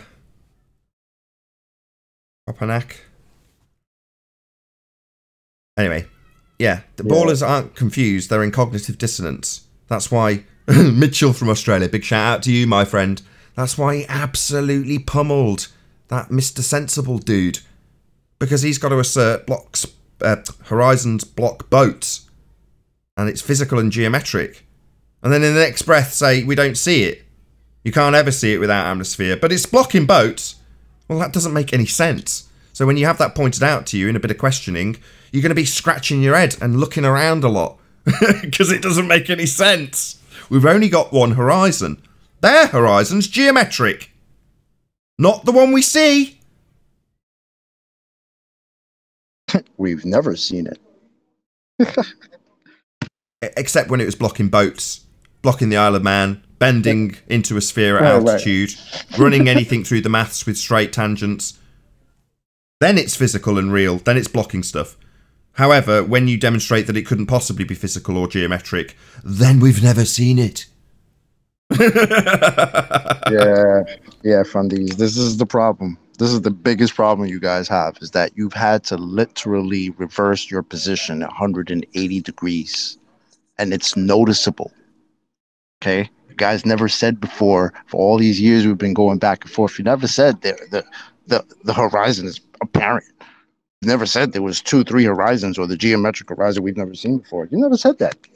So what is it about this argument? I just said it's been debunked so many times. Well, why do you still not have a response to this? Why? Maybe they should put their money where their mouth is. They should go hire a fictitious surveyor to survey a piece of property. And then when it's time to pay him, they're going to say, did you mark the boundaries? He says, yeah, it's there, but you just can't see it. Yeah, we can pay you in fictitious money. It's in your definitions. You just read it out. As a fictitious entity that's worked its way into the way we see things, even though it's conceptual. Well, it's laying it out in black and white. What the horizon in their model is. It's a single point marked with an X, labelled horizon when you see the side of your own head, like we do in reality. Oh, my bad, that's not how we experience things. Also, you've got to consider that everything will stay the same size regardless of what distance it is. If it's 10 feet, and when you run a tape measure up it, it's 10 feet at 1,000,000 miles.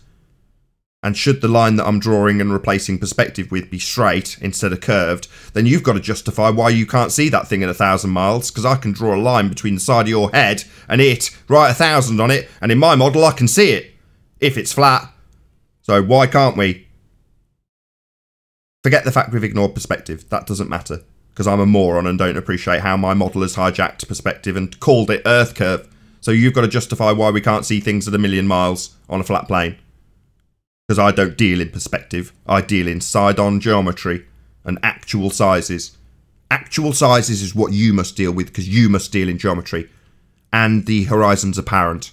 And we deal in apparent everything. Don't you forget it. Really? What do you mean? You've just told us how it's all geometric and we need to deal in feet and inches. So what do you mean now it's got to be dealt with as an apparent something or other? Apparent? There's no apparent in your calculator. What are you talking about? Apparent horizon?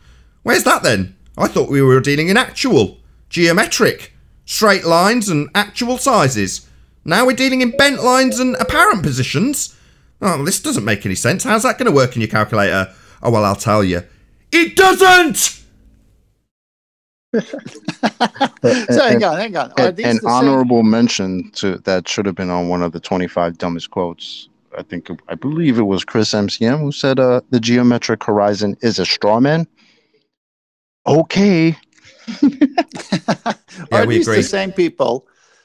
Are these the same people who take a long trip to visit a mountain to go skiing, and from where they start, the mountain is below the light post, and as they get closer to the mountain, the light posts shrink in comparison to the mountain?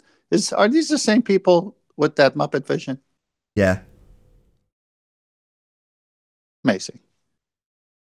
These people are morons. We're telling them how they've been swindled and they're fighting with us. It's great. You know, we've appreciated where the swindle works. We're showing you how the swindle works. What they're the equivalent of is a guy in front of the con artist doing the 3-card Monty. And we're standing next to him going, he's conning you. This is how the trick works. Yeah, I'll break it down for you. here's an exact example of how it's done and what they do to swindle you. And they go, screw you, man! I'm going to fight for this dude to swindle me again. Good. Keep going. Keep telling us that the horizon's refracted. Because we used to argue about how physical and geometric everything was. How we must ignore the apparent sizes. That's what we were told. Of course, we're being hand-waved and Jedi mind-tricked at the moment to try and forget about all that, apparently. Nah, man, it's 2020. It's a new year. You're the Black Swan chocolate 2020.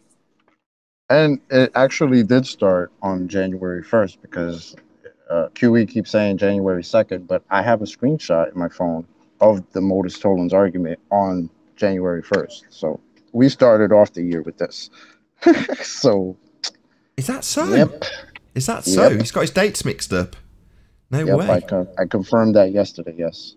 So this actually happened January 1st, 2020. Isn't that nice? Yep. Yeah, it was predicted in the 1989 Simpsons broadcast, I believe. There was some predictive programming going on. Go on, fill us in. I'm just making it up. Come on. I'm off on a tangent here. Oh, okay. It's true, because we made it up ourselves. That's it. Yeah, 2020, Year of the Black Swan. And when QE introduced it as your Black Plague, I thought, that's a bit much, isn't it? Now I think, yeah, it is. It's like the plague.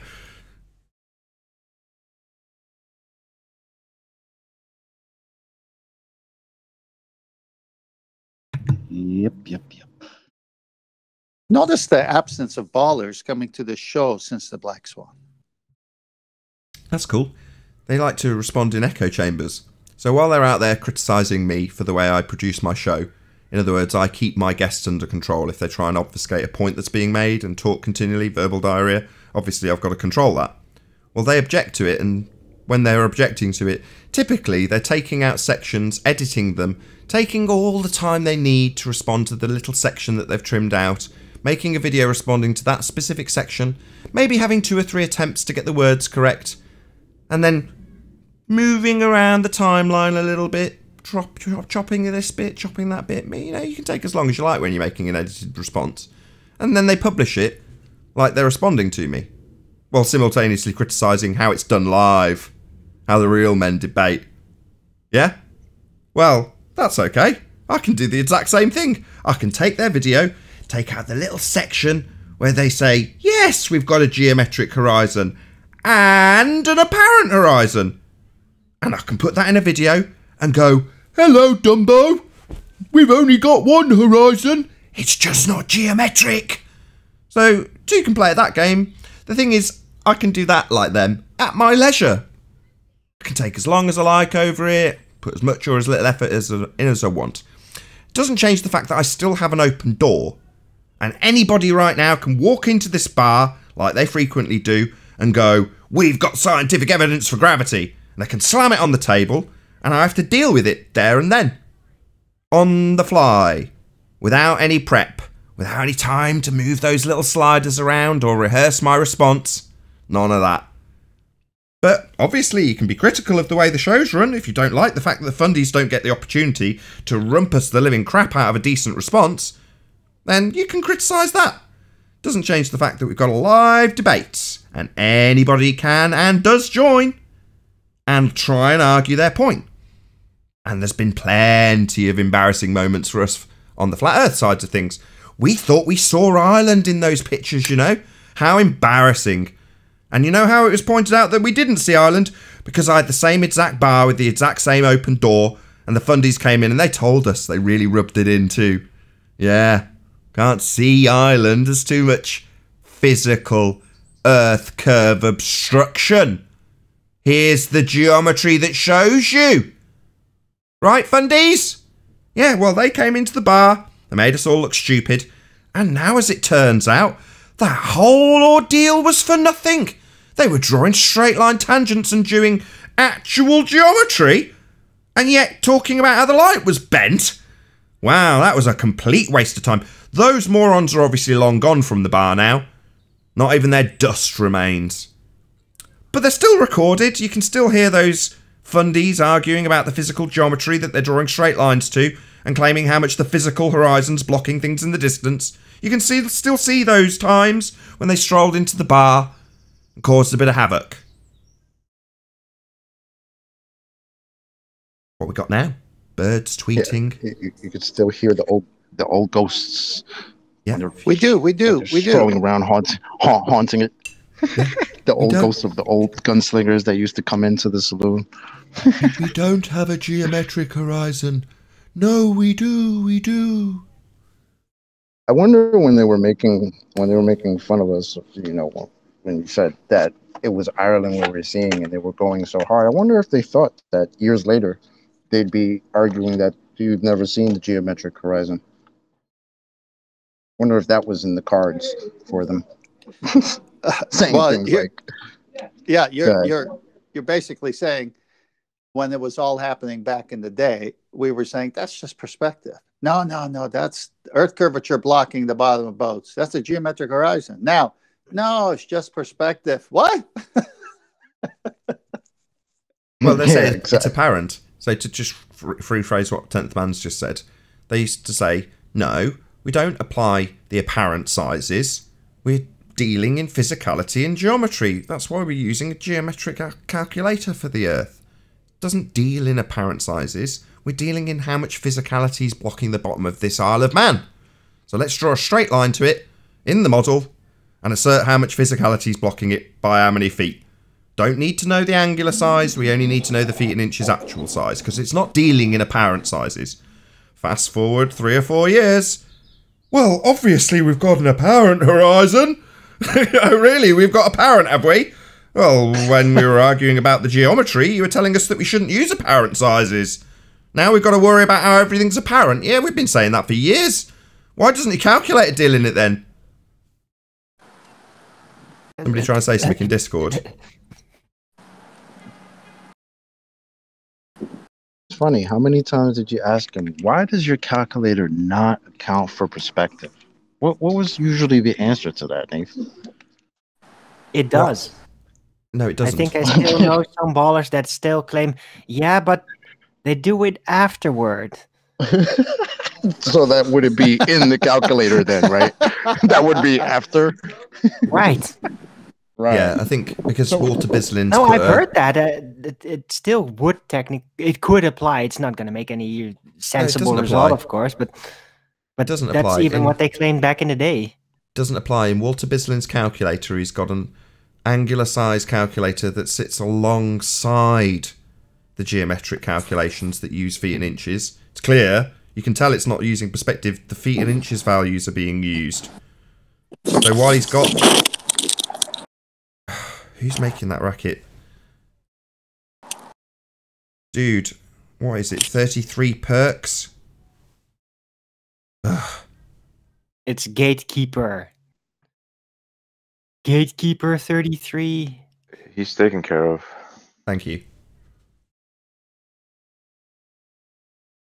Well, they need to rename it to perspective calculator because they are not assigning any geometry to the geometric horizon anymore. They don't have geometry. Black Swans killed all of their geometry. They don't have an R value anymore. They don't have a physical geometric horizon anymore. We don't see the geometric horizon. And with that, I'm going to say, if you are watching this on the Nathan Oakley 1980 premiering stream, then stay tuned, as there will be an after show to follow. Unfortunately, if you're watching this live on the Nathan Oakley channel, then this is where I bid you farewell. A huge, massive, enormous thank you to both Discord and G+ panels for making this live show possible. Again, if you're watching this on Nathan Oakley 1980 and you wanted to watch the Friday show live, then there is a link below to the Nathan Oakley channel, so you can check out the live shows there. There's also Uncut and after shows daily on the Nathan Oakley channel. Once again, stay tuned if you're watching on Nathan Oakley 1980, and I'll see you all in the next video. Oh, what a day! What a lovely day!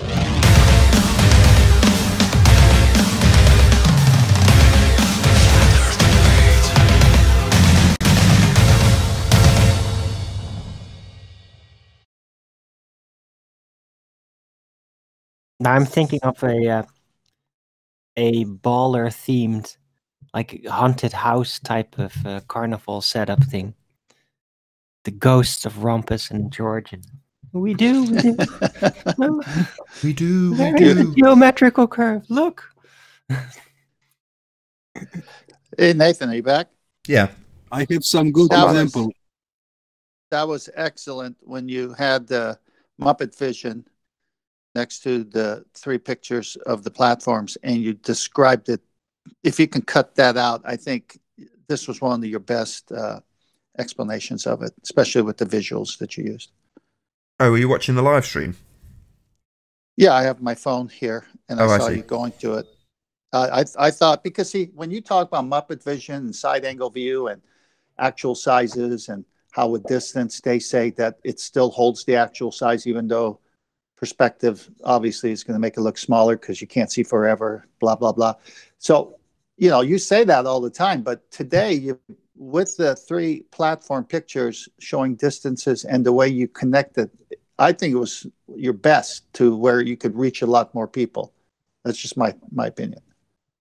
Thank you very much. Just that snippet part there. I don't know how long it lasted, but it was perfect.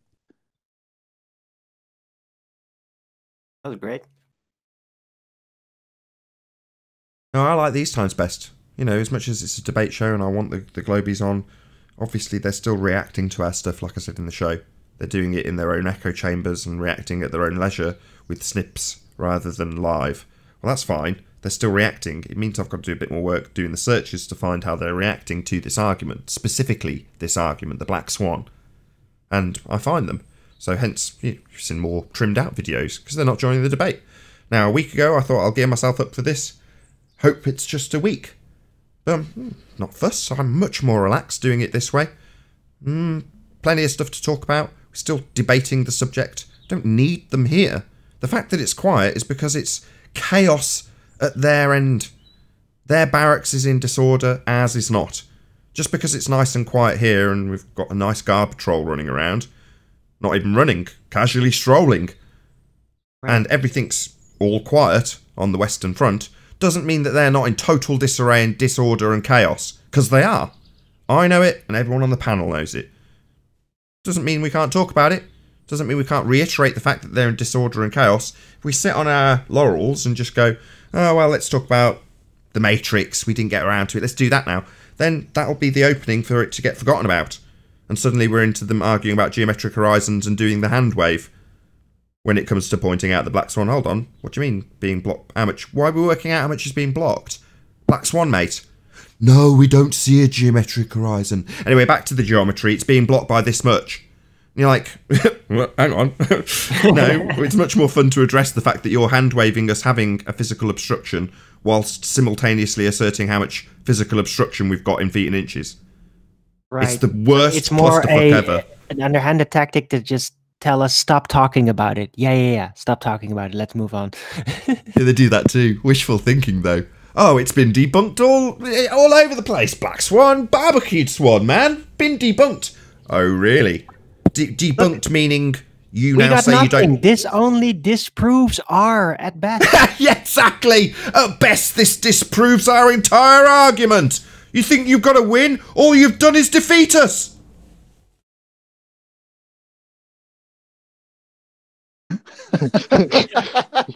Look, what do you guys think? You're smart, proving us wrong? What do you think? You're a tough guy. You proved us wrong. That at best, that's what you did. Yeah, buddy. Thanks. That's what we did, yes. Glad you can concede that. These guys are crazy, man. I bet they can't believe what's going on at the moment. They're getting battered by flat earthers that they've called ignorant and stupid, and we've left them blarting out the demolition of their own argument to us while we laugh at them. I bet they can't believe what's going on. Hey, Nathan, I'm gonna. While you guys were doing that, I was going, and there's a meme that Domesticated Primate did. I'm putting it up in Master B right now. Oh my gosh, what timing! You see it? Just going to get it shuffled around. I've given up on the pretty presentation styles, and I just stick it up now. So there we go. Talk us through it. It's... Oh God, it's...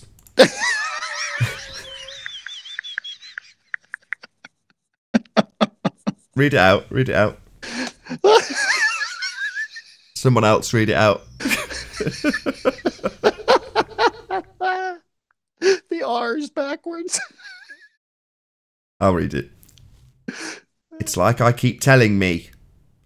So at best, the black swan disproved the radius of Earth. Mr. Sensible. It's like I keep telling me. I keep telling myself. We don't see a geometric horizon. I keep telling myself. Then I tell you how it blocks stuff.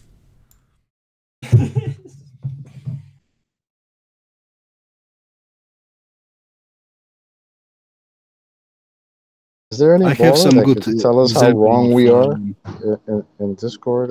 Or maybe where we didn't carry the one? Maybe that was someone then. Could you... Go on. Whoever it was that was trying to get a word in Discord, go ahead.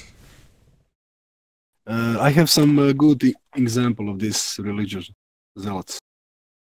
Did you watch Mark Sargent debate on the channel The Falling State with Jeff Zwering, UCLA faculty astrophysics, about 10 months?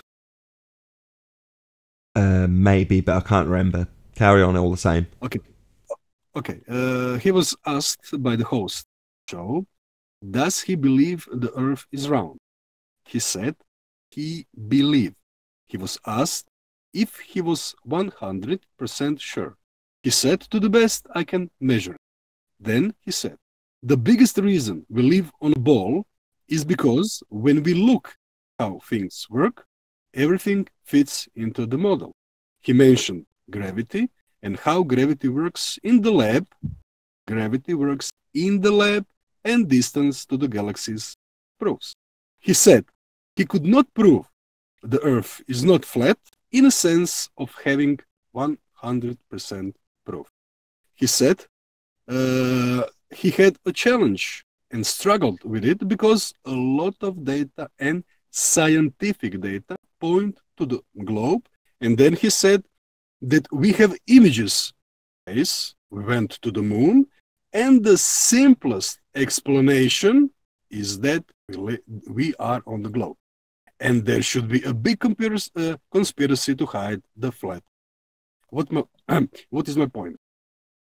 He said he believed he's a scientist instead of correcting the host as a scientist, telling the host he has a scientific method, not beliefs, and then present scientific evidence of a heliocentric model.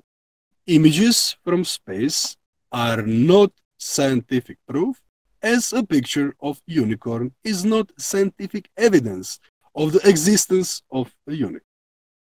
What evidence do they have that we live in a heliocentric model? Evidence having a dependent and independent variable. We do not want observations, we want evidence. Why they don't give? Right on. I'd also add that even though the pictures aren't correctly identified by you as scientific evidence, they're not, but they're also not capable of existing in the manner they claim they exist. Space is fake. Outer space, a sky vacuum, is a violation of the second law of thermodynamics. If the sky was a vacuum, the gas we breathe would fill the space. Therefore, any assertions that they have pictures from a claim to be sky vacuum known as outer space are automatically fake.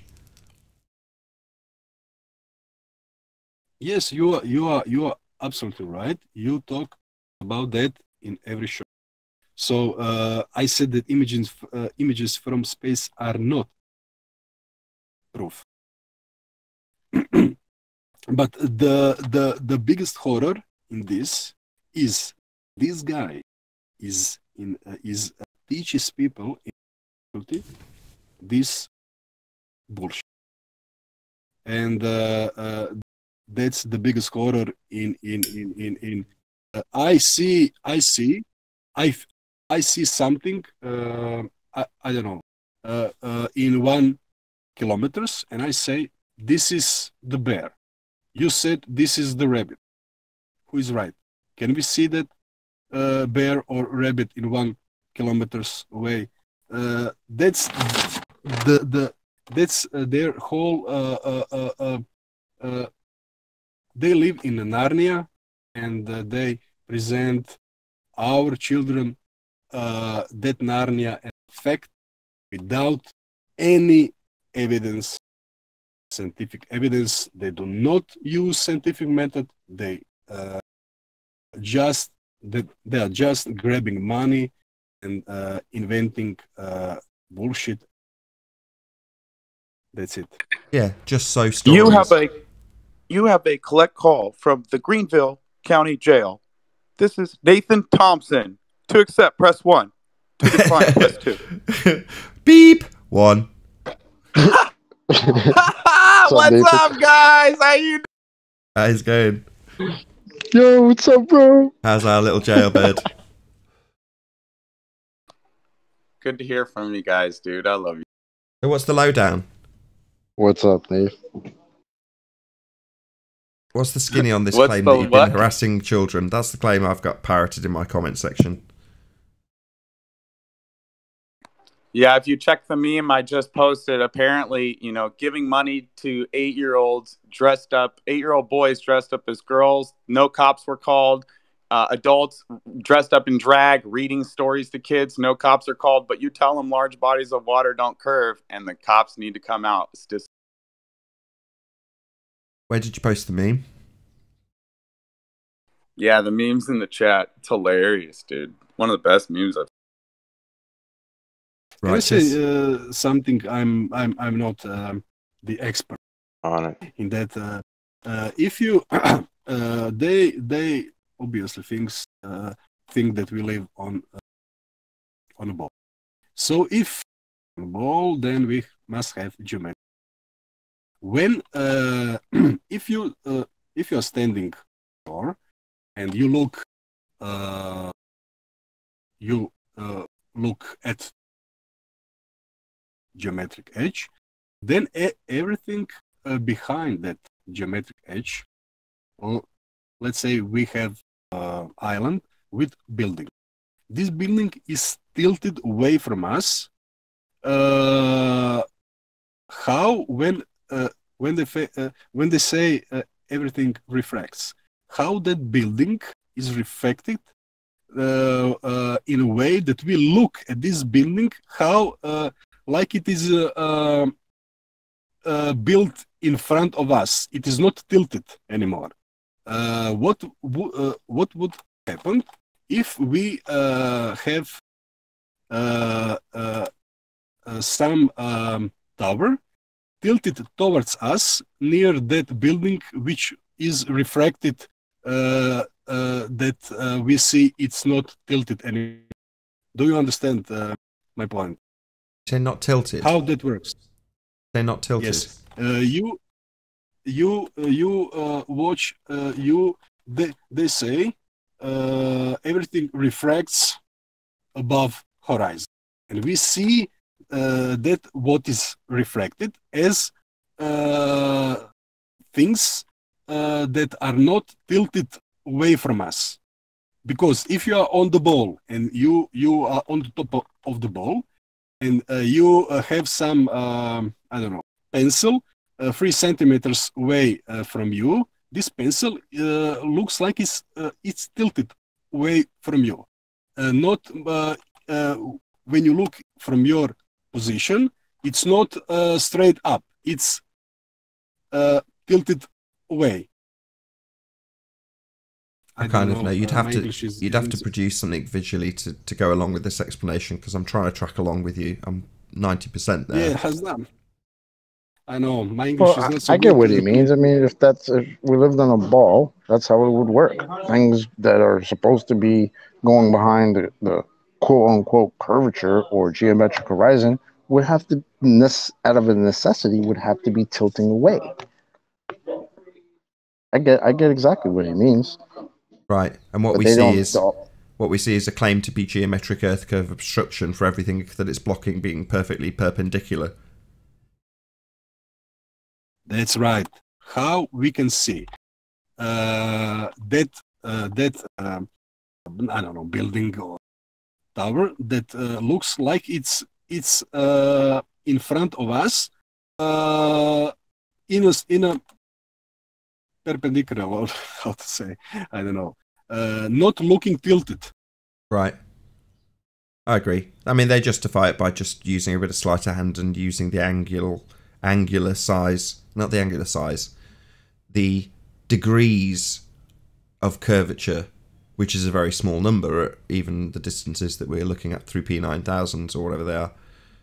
Those angles, when they qualify it that way, makes it seem like, oh, well, there's only a tiny amount that it should be tilted anyway. Or is it 1 degree every 69 miles or something like that? Yes. But look at tower in Pisa. You have building and tower in Pisa near that building. How would that tower be refracted in the over the edge when they say everything refracts or loomed, or I don't know? Does that tower would be loomed in a not tilted, or we will see that this tower is tilted? I see what you're saying. So to highlight what you're saying, what you do is you take one picture where they claim it's a white swan day and the horizon's in front and everything's all hunky-dory, straight line geometry, blah, blah, blah. And then you say, well, if you look at a black swan image with the horizon behind and you're claiming everything's been bent back up, well, it's not changed its angle. But obviously if it's bent back up from beyond the horizon and curving away from you, then when it's refracted back into looking straight, it should be distorted and tilting towards you. Because it's bent away when it was curving away and then refracted back into the line of sight, meaning it's tilting towards you now? Well, no, it looks exactly the same as when you've got a white swan day, but you've got the horizon, because of whatever has caused it in atmospheric terms, in front of it. So you don't get any difference. The only thing that moves is the bloody horizon.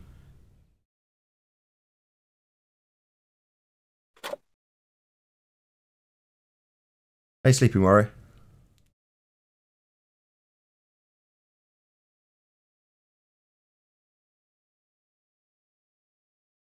Lost one, this is lost two. Are you lost? Can you hear us, Sleeping Warrior? I think he's joined and then immediately run away.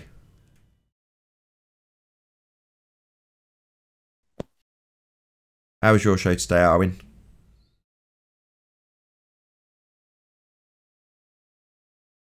Tarvain.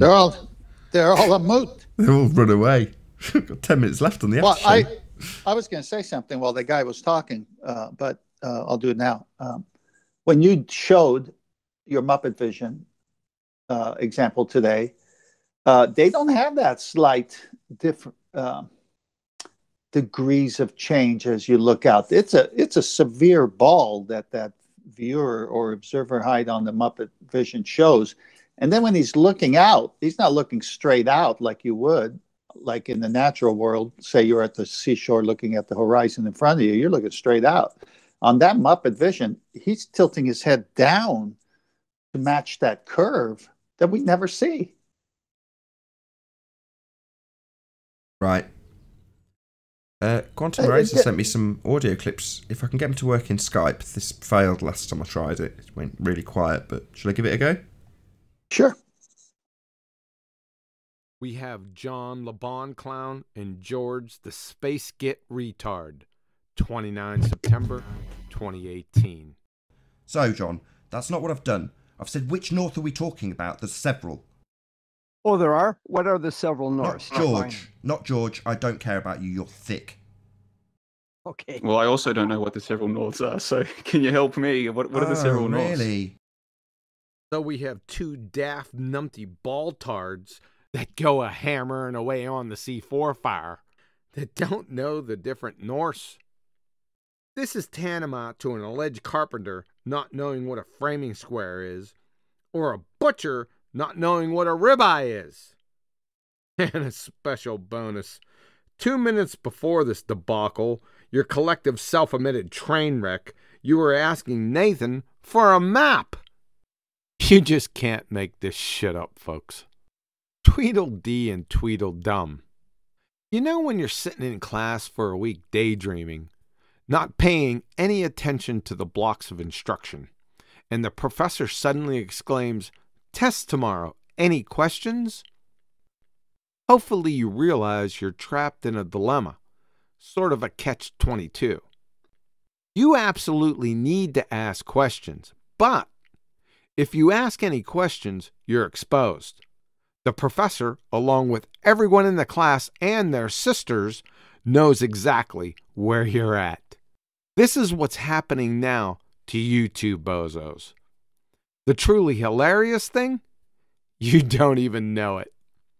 Allow me to lift the veil for you. There are 4 norths. Magnetic north? That's where your compass points. Geographic north, or true north, this is where all your fairy tale lines of longitude, i.e. meridians, converge in the north. 3. Grid north. This is a navigational phrase. It's the direction of a plane grid system used to refer to northward on a grid line in a map projection. And number 4, celestial north. That's where Polaris is? Just tattoo pretender clown moron on your foreheads and be done with it already. By the way, newsflash, everybody knows you're abject retards. You're not fooling anyone. We have John LeBon Clown and George the Space Git Retard, 29 September 2018. So, John, that's not what I've done. I've said which north are we talking about? There's several. Oh, there are? What are the several norths? Not George. Not George. I don't care about you. You're thick. Crayon Munchin George, the Retard, Royale with Cheese, 29 September 2018. No, I'm just saying, the stars in the UK, they rise in the east, they swing through the south to the west, whereas in John's continent, in Australia, they rise in the east, swing through the north to the west. So on the bottom of a sphere. Rotating in opposite directions. On the bottom of a sphere. If you place it on the bottom of a sphere. So, in the UK, that is the north, the stars rise in the east and move to the west. In scenario 2, in Australia, the south, the stars rise in the east and move to the west. Your conclusion: the stars are moving in opposite directions. How in the can't tell the difference between your ass and a pipe wrench can one thing start in the east and end in the west, and another thing start in the east and end in the west, be moving in opposite directions?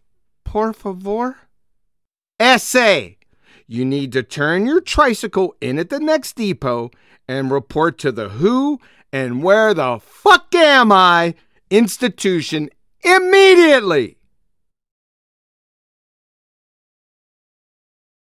Good stuff. Golly, Q's on fire.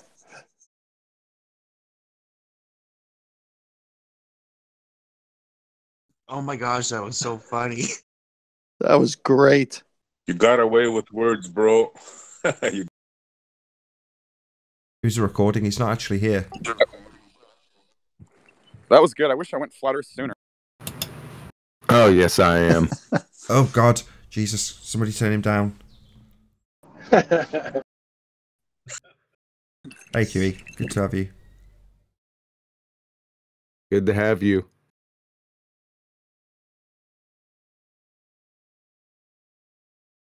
Hey guys, I just want to say while it's quiet, support Nathan and QE on Patreon. I do, and they're awesome. Oh, thank you very much. Thanks, man. Nathan Thompson. And go and subscribe to Nathan Thompson. Got a good point. I had never thought about it that way. Obviously, you only hear the tarnish and the smear about you in terms of your recent endeavour. Somebody's Yeah, the feeding cop back. came back 4 days later to tell me I'm not allowed at 80 schools in the area. And I asked him, he goes, do you have any questions? I said, do you think you live on a spinning ball? And he goes, I don't know. I haven't researched it. I go, you want a flyer? He goes, you gave me one last time I was here. I go, how long are you going to wait to figure out they're lying to all the kids, dude? These globehead cops don't even care that they're lying to all the kids. But they'll get dressed up in drag and go and teach them about transgenderism.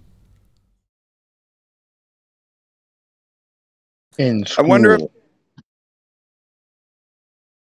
Amazing world we live in. I said, you live on a...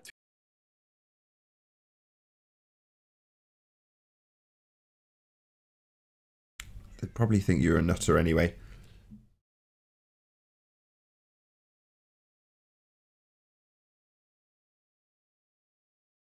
He clipped out. What was he saying? Still with us, Nathan.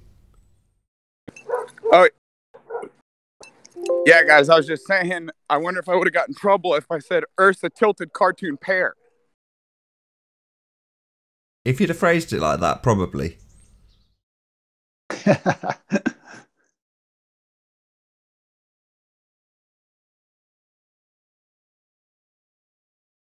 Hey, take the word cartoon out and you're right in line with Neil Smoking the Grass Tyson.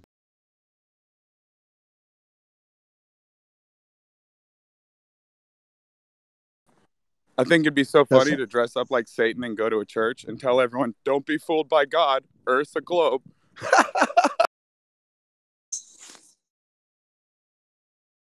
No, they just get the priests and pastors to do it.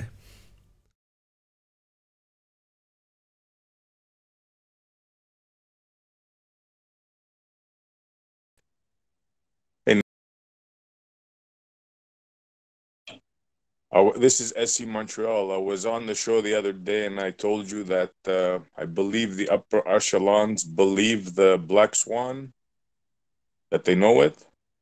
I think I was mistaken. Brilliant. I'll music to my ears. Yes, they don't get it yet.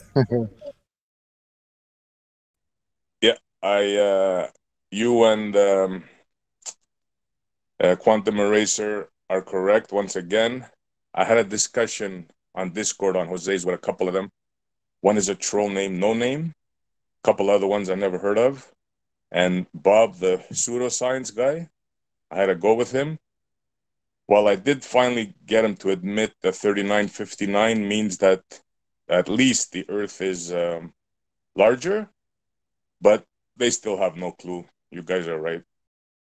Yeah, if you got the argument, if you got the argument, he wouldn't be saying, "Well, that means it's bigger." He'd appreciate that there's the restraints of the physical geometry, and therefore he's abandoning his R value that's set in their mind at least, physical stone in the shape of a stone sphere-shaped Earth with an R value dictating how much we should see of stuff based on the stone getting in the way. That would be physical geometry. It's not like someone just stuck a pump in it and blew it up that day. Wait, so we've gotten to the point where these guys are okay with saying, oh, well, you know, at best the radius is wrong. That's okay. That's okay. But they're still going to argue with us. Wow. It's worse. It's worse than that, Chocolate. Here's what they're saying. We know the exact measurement using math from the center to the surface, 3959. But we can't measure 1.22 miles in front of us.